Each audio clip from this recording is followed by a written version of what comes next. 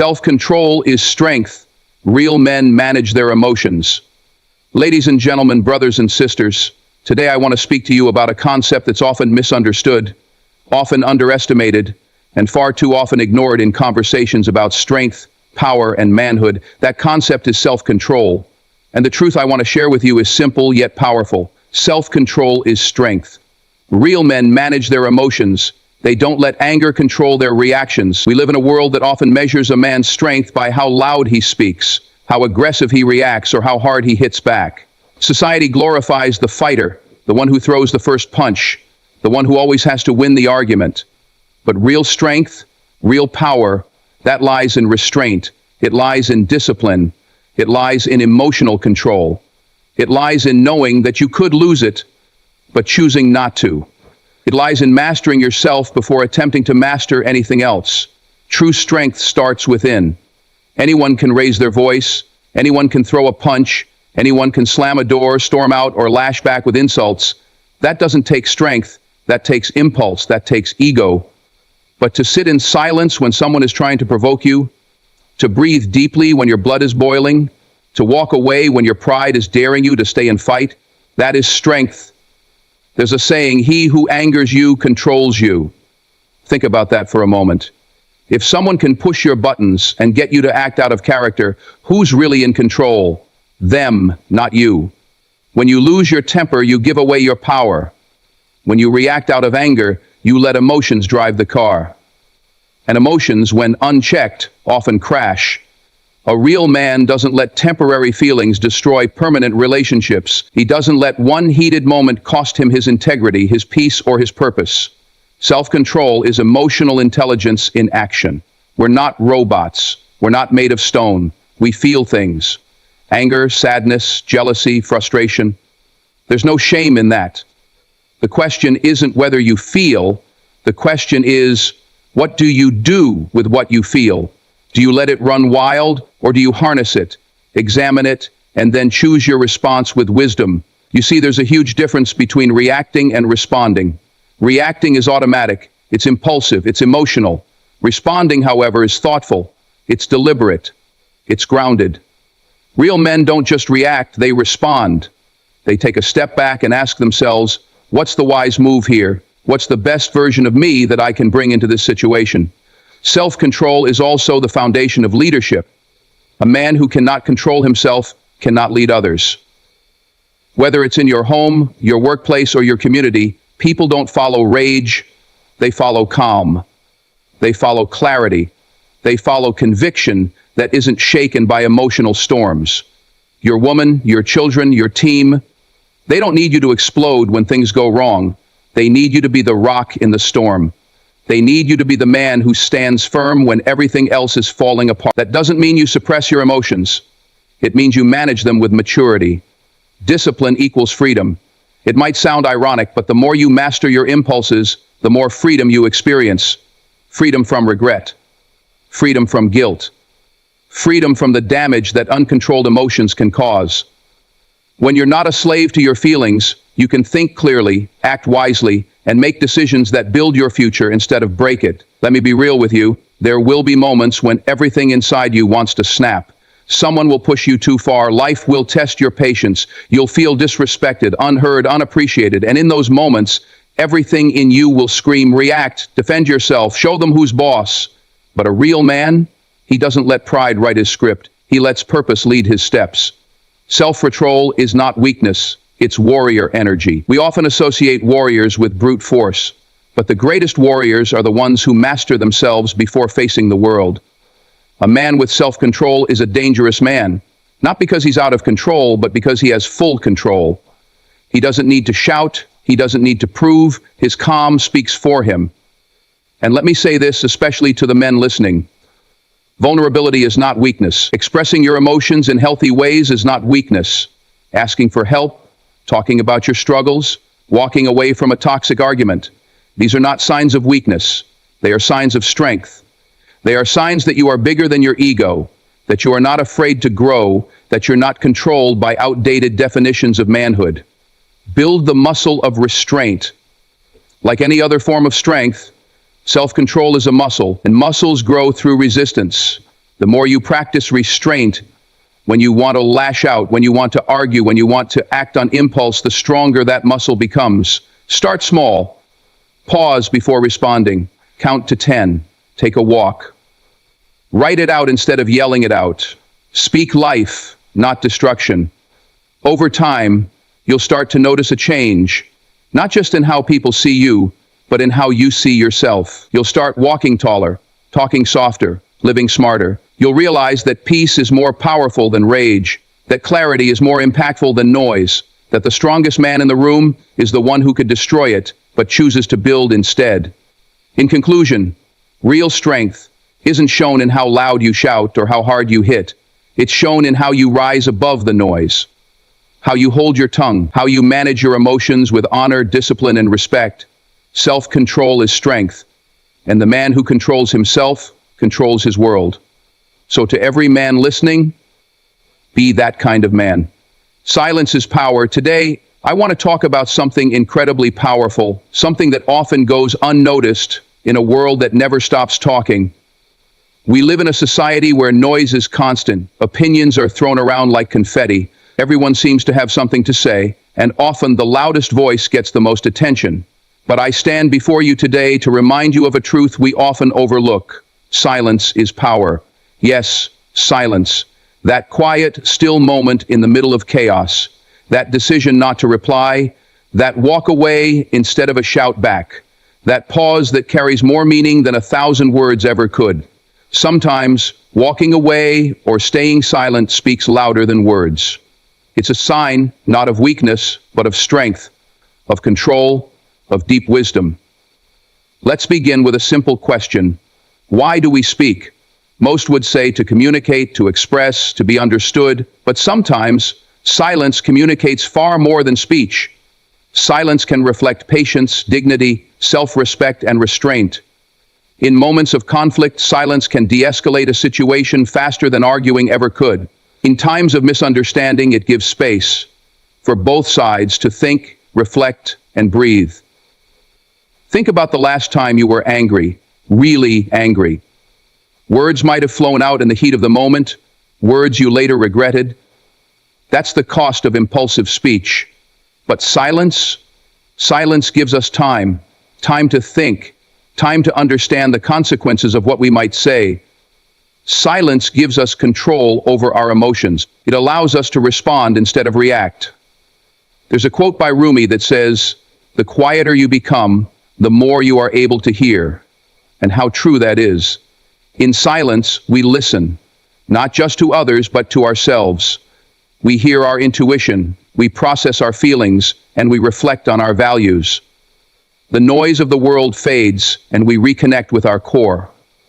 Now, this isn't to say that we should always stay silent. There are times when our voice must rise against injustice, for truth, for love, for compassion. But the wisdom lies in knowing when to speak and when silence is the stronger choice. History is filled with examples of the power of silence. Mahatma Gandhi, a man known for nonviolence and peace, practiced silence every Monday. He believed that silence was a way to attain inner peace and clarity. And through his silence, his message became even more powerful. Think of Nelson Mandela, who spent 27 years in prison. During that time, his voice was silenced, but his silence spoke to the world. It screamed of injustice. It shouted resilience. It echoed the strength of a man who could not be broken. And when he finally spoke, his words carried the weight of decades of quiet endurance. In our personal lives, too, silence has power. Have you ever been in a conversation where someone tried to provoke you, perhaps at school, at work, or even at home? And instead of responding with anger, you chose to remain silent? That silence wasn't passive. It was active resistance. It was you choosing not to be pulled into negativity.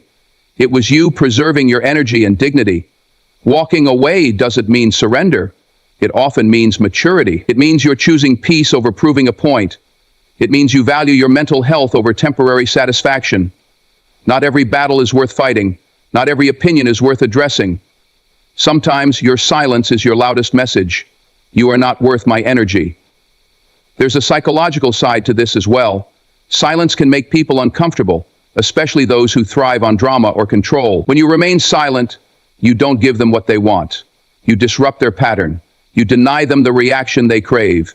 That silence is a form of power. It's you saying, I will not be controlled by you. In the professional world too, silence can be strategic. In negotiations, for example, silence can unsettle the other party. A well-timed pause can shift the power dynamic in your favor. Leaders who listen more than they speak are often the ones who earn the most respect. They understand that silence can be a space for deeper understanding and insight. We should also consider the role of silence in creativity and self-growth.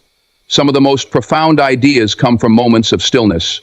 Writers, artists, thinkers, they all need silence, because silence breeds reflection.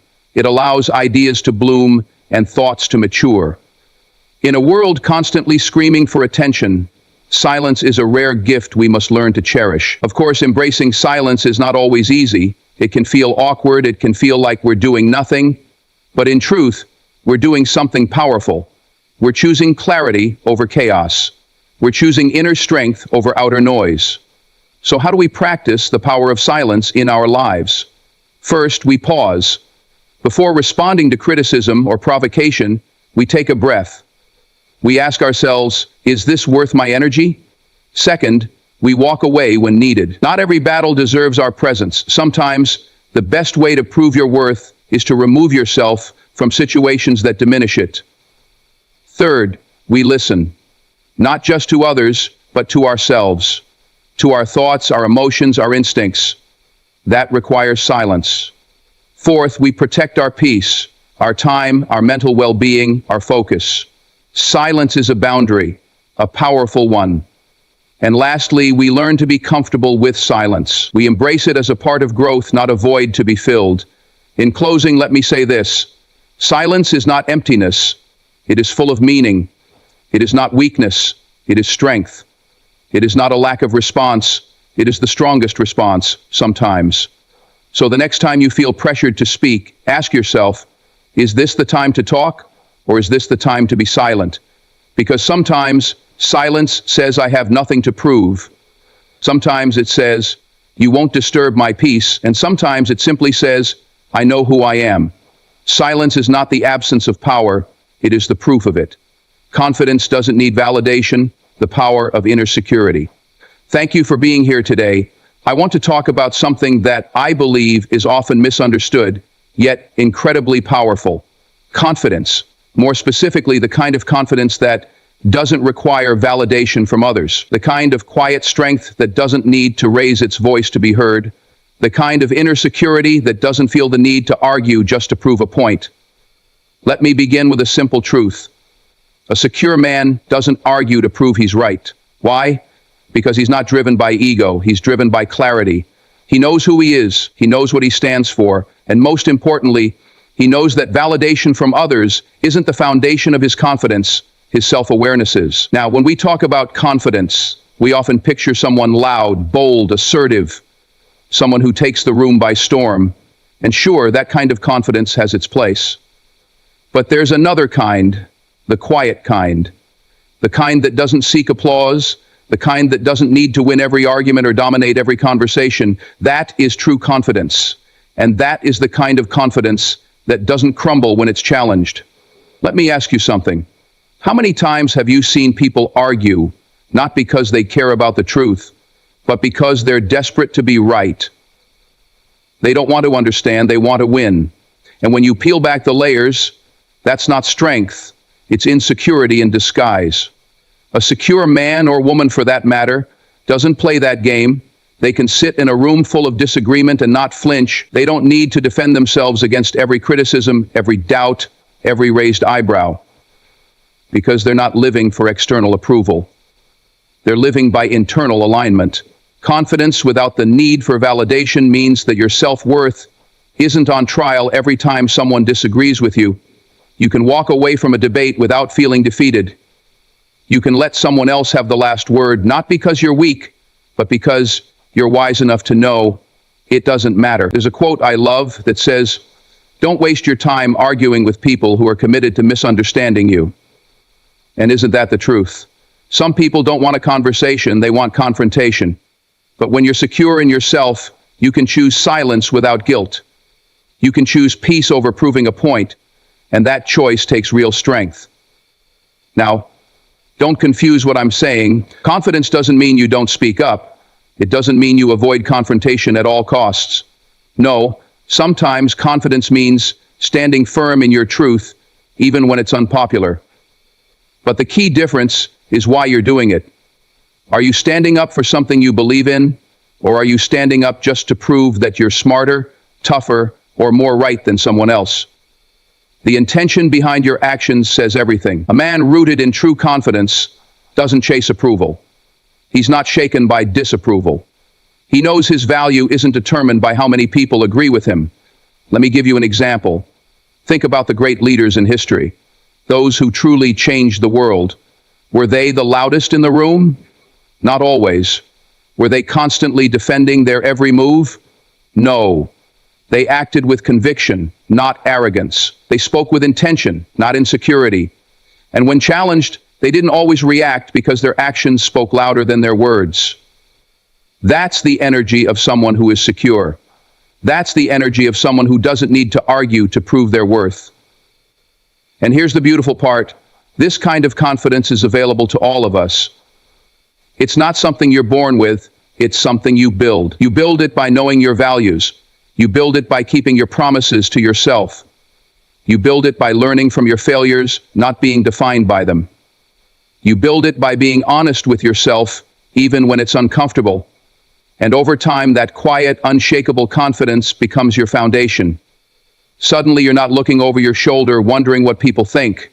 You're not caught up in every disagreement, every judgment, every side eye. You're free to be yourself without needing permission.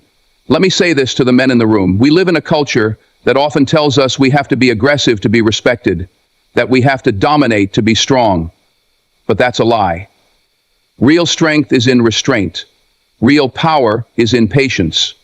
Real confidence is in not needing to prove it every time. You don't need to yell to be heard. You don't need to fight to be respected. You just need to stand firm in who you are and let your actions speak for you. So next time someone challenges you, next time someone doubts you, next time someone tries to pull you into an argument, pause, take a breath, ask yourself, am I doing this because I truly care about this conversation?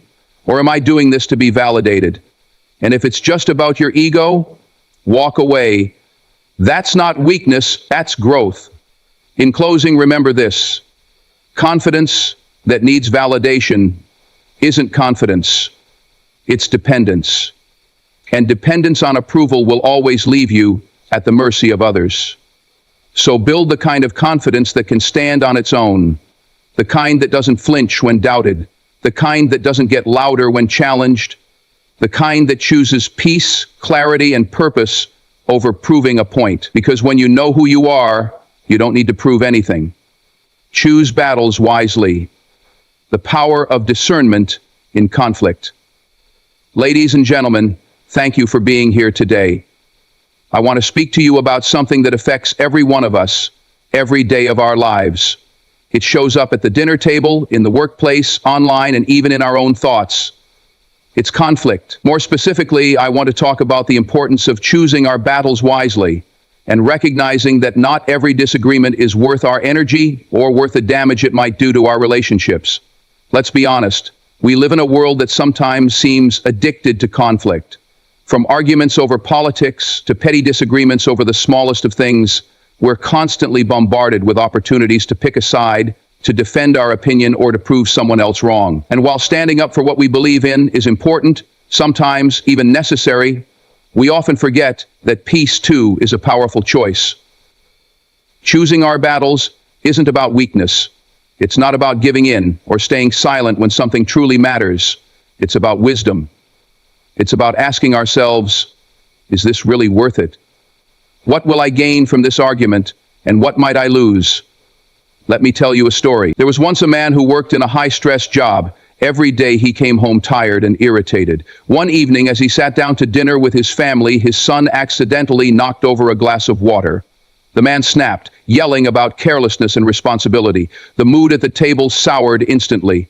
Later that night, the man sat alone and asked himself, was it really worth it? Was that moment of anger more important than my son's sense of safety and love at home? This man could have chosen peace.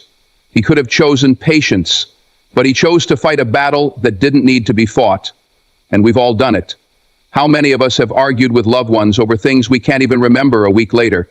How many times have we clung to the need to be right, only to find ourselves alone in our victory? The truth is, every battle has a cost. Time, energy, emotional peace, and sometimes relationship. We must ask ourselves, is this cost one I'm truly willing to pay? Let me be clear. Choosing our battles wisely doesn't mean avoiding all conflict. There are times when speaking up is necessary. When injustice, discrimination, or harm is taking place, silence can be more dangerous than confrontation. But wisdom lies in distinguishing between battles that serve a greater good and battles that serve only our pride. Social media has made this harder. We're encouraged to respond, to clap back, to assert ourselves constantly. But the problem is, in a world where everyone is shouting, no one is really listening. We don't need more noise. We need more understanding. Imagine a world where people paused before reacting. Imagine if we all asked ourselves, will this matter tomorrow, next week, next year? Before diving into confrontation, how many relationships could be saved? How many unnecessary wounds could be avoided? Sometimes walking away isn't a loss. It's a win for your peace. One of the wisest people I ever met told me, you don't have to attend every argument you're invited to. That stuck with me. Because arguments can be seductive. There's something satisfying about proving a point. But what's even more powerful is learning to let go. Choosing not to engage when the stakes are low, when the issue is minor, when your emotional energy is already stretched thin. That is strength. Let me offer a practical example. Say you're in a team meeting and a colleague makes a statement you disagree with. You feel the urge to jump in, to correct them. But you pause. You consider the bigger picture. Is this going to derail the meeting? Is this point critical to the outcome of the project? Or is it just a matter of perspective? If it's the latter, maybe it's better to let it slide. Maybe it's wiser to address it privately later, or not at all. That moment of discernment can save a team dynamic, preserve trust, and maintain focus. Choosing your battles also means knowing yourself, understanding what triggers you and why. Often when we react with disproportionate anger or frustration, it has more to do with what's going on inside us than with what the other person has done. By becoming more self-aware, we can respond more thoughtfully. In our personal relationships, this becomes even more important. With partners, friends, family, we must learn to prioritize connection over correction. Not every disagreement needs to be dissected. Not every error needs to be pointed out. Sometimes love means letting things go. Think of the relationships you value most. Think of the people who've stood by you. Do you want to win arguments with them, or do you want to win their hearts? Because sometimes, in trying to be right, we end up being alone, and no argument is worth that. So, what does it look like to choose battles wisely? It looks like pausing before reacting, listening before speaking, reflecting before responding. It means asking, is this worth my energy? Is this the right time? Is the other person in a place to hear me? What outcome am I really hoping for? And is this disagreement more important than the relationship itself? These questions create space, and in that space, wisdom can grow. In conclusion, let us remember, strength is not just found in resistance. Sometimes it's found in restraint. Maturity is not about how well we argue.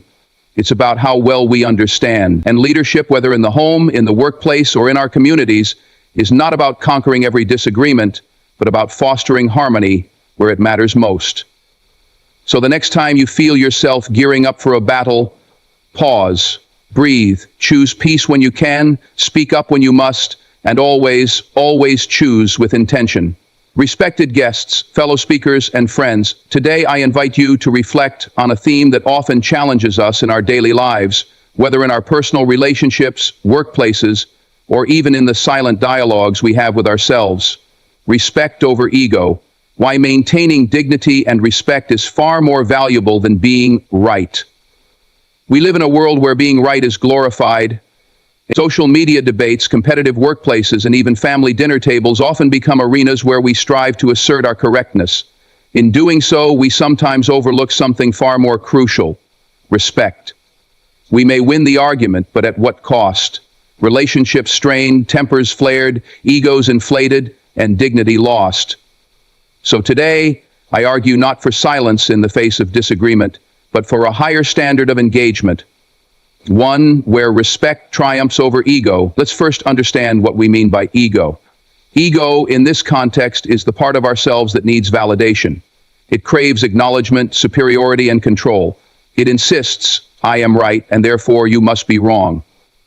But life isn't a binary of winners and losers. Unlike in sports or debates, our interpersonal relationships thrive not on victory, but on understanding, empathy, and connection. Being right doesn't always lead to a right outcome. Imagine two friends disagreeing over a political issue. One has all the facts, the statistics, and a perfectly logical argument. They dominate the conversation, belittle the other's perspective, and walk away feeling victorious. But what happens next? The other friend feels unheard, dismissed, and hurt. The bond weakens. The real victory here wouldn't have been winning the argument. It would have been preserving the friendship through mutual respect, even in disagreement. You see, dignity doesn't shout. It doesn't demand to be heard. It listens, reflects, and responds.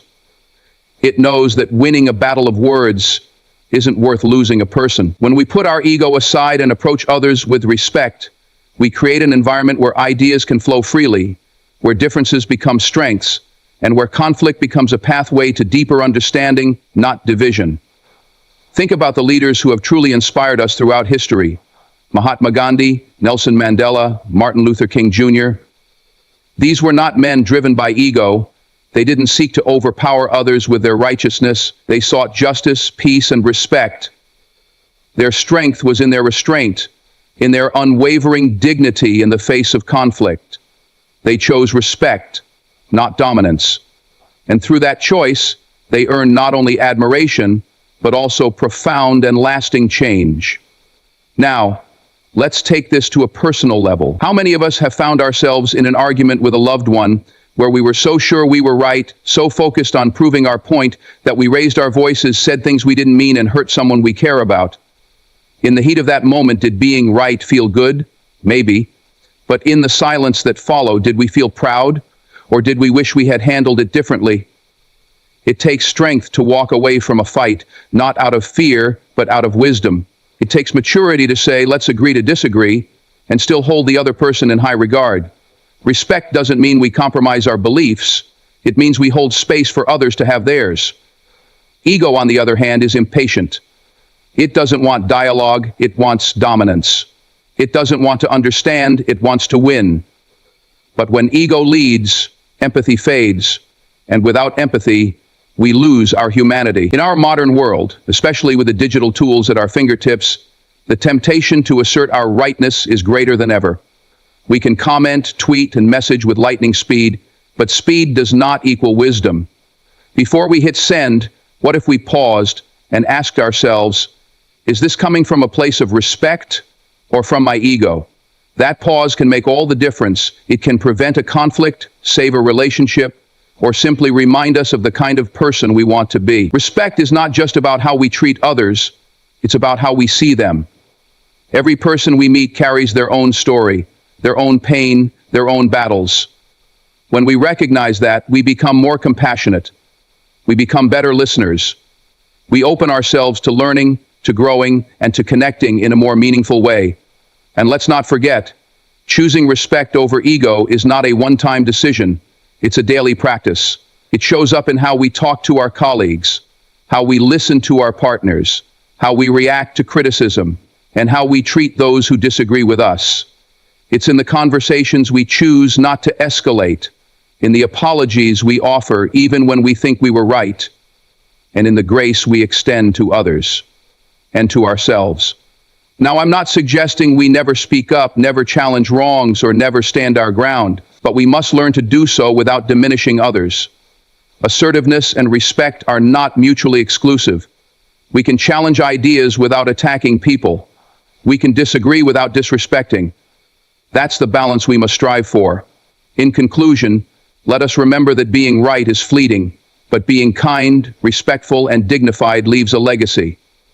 In the long run, people may forget the details of a debate, but they will never forget how we made them feel. Let's be remembered not for the times we insisted on being right, but for the times we chose respect, even when it was hard.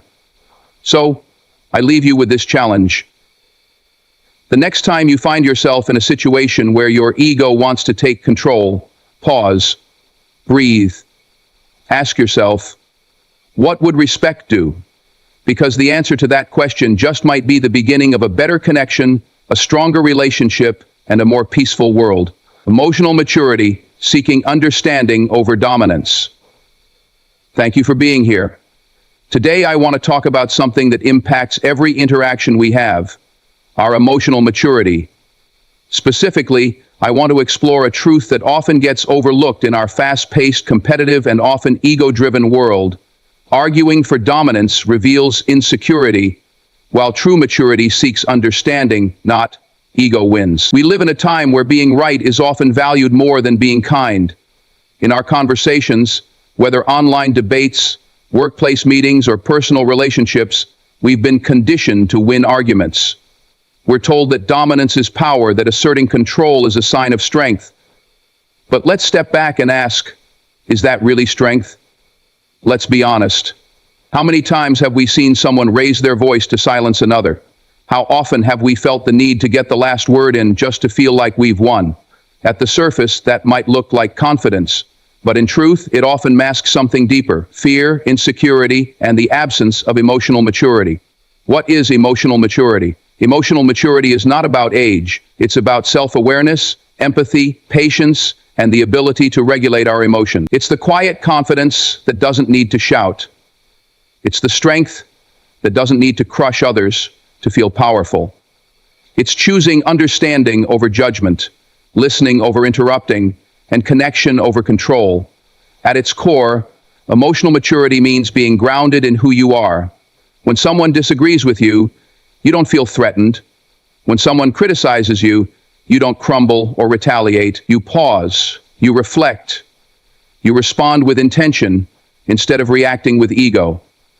Dominance versus understanding. Let's break this down further. Arguing for dominance is about winning. It's fueled by the need to prove that we're better, smarter, or more important. It thrives on one-upping others and asserting superiority. But why do we feel the need to do that?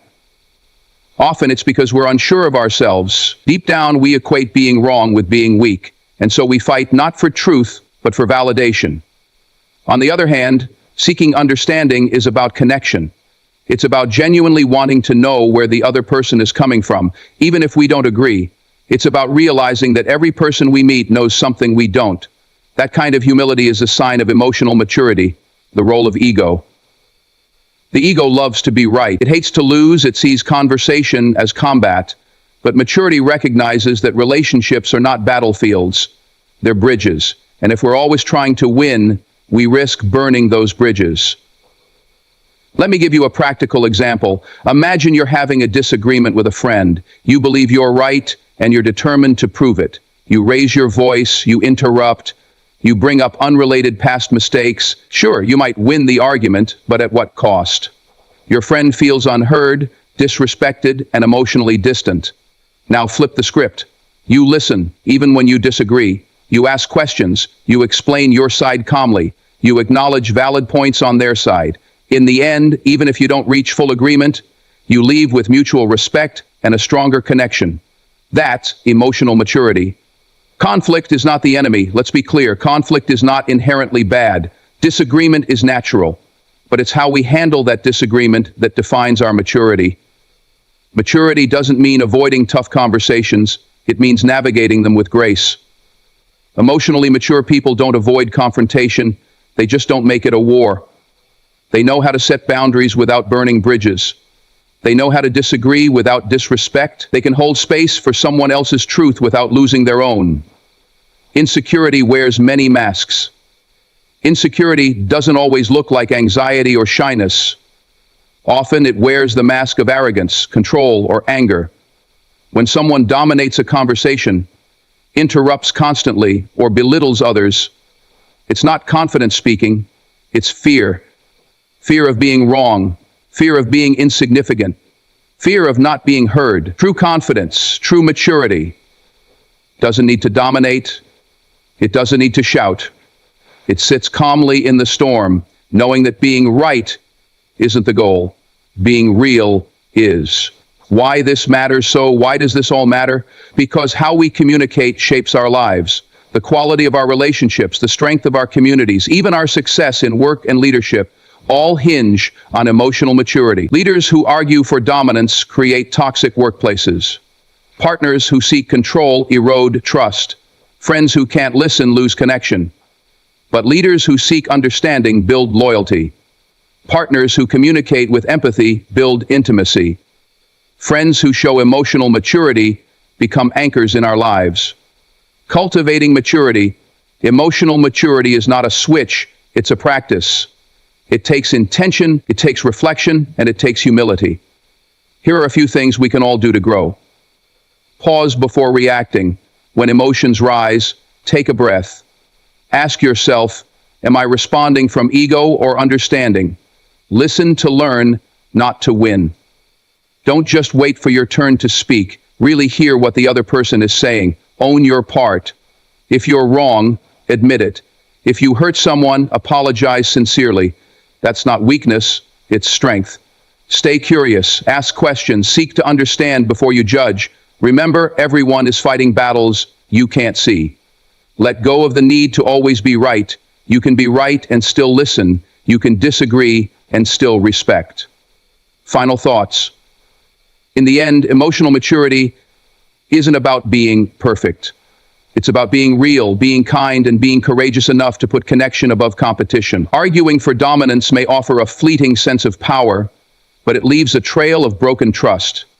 Seeking understanding, on the other hand, may take more patience and humility, but it builds bridges, not walls. It creates space for growth, healing, and deeper relationships.